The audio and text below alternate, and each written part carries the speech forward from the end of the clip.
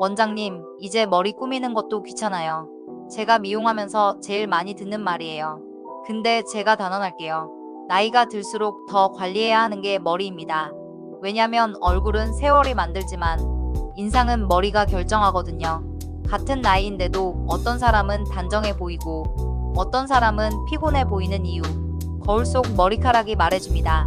나이가 들면요, 얼굴살보다 먼저 머리 볼륨이 내려앉아요. 이건 단순히 외모 문제가 아니라 당신의 에너지가 겉으로 드러나는 신호예요. 오늘은 복구 언니가 솔직하게 말할게요. 나이 들수록 머리는 꾸미는 게 아니라 존중하는 거예요. 며칠 전 오랜 단골 손님이 오셨어요. 원장님, 저 그냥 다듬기만 해주세요. 요즘은 꾸미는 것도 귀찮아서. 그 말투가 참 씁쓸했어요. 그분은 예전엔 쇼컷이 정말 잘 어울렸어요. 항상 단정하게 손질하고 앞머리 컬도 예쁘게 말려 있었죠. 그런데 어느 순간부터는 뿌리도 죽고 색감도 발해 있고 끝은 푸석하게 갈라져 있더라고요. 제가 물었죠. 손님, 왜 염색은 안 하셨어요? 그랬더니 웃으면서 대답했어요. 그냥 귀찮아서요. 뭐 나이도 있고 이제 뭐하러. 그 말이 참 마음에 걸렸어요. 왜냐면 저는 그 손님이 머리를 손질 안 해서 못 꾸민 사람으로 보이는 게 아니라 자신을 놓은 사람처럼 느껴졌거든요. 그래서 제가 웃으면서 말했어요. 손님, 지금이 더 중요한 때예요. 이제는 남한테 예뻐 보이려고 하는 게 아니라 스스로 괜찮아 보이려고 하는 시기잖아요.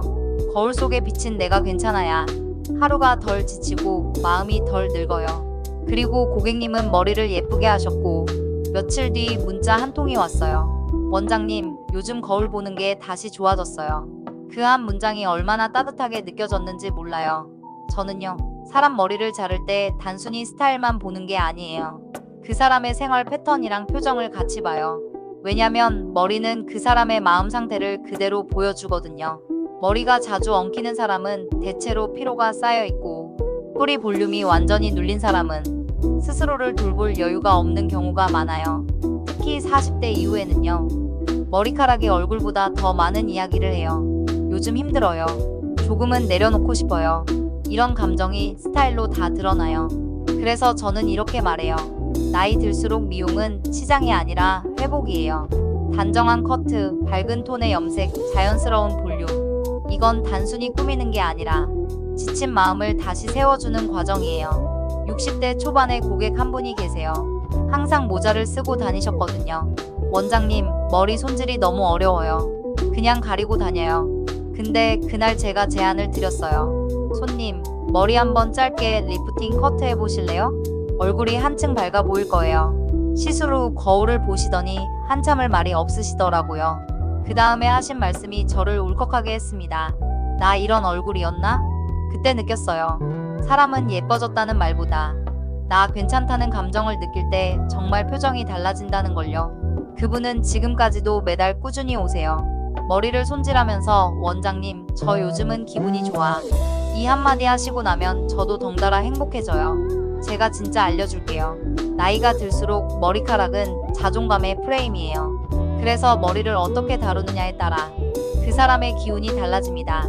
복구 언니가 꼭 추천하는 3가지 관리법 메모하세요. 첫 번째, 색감 관리.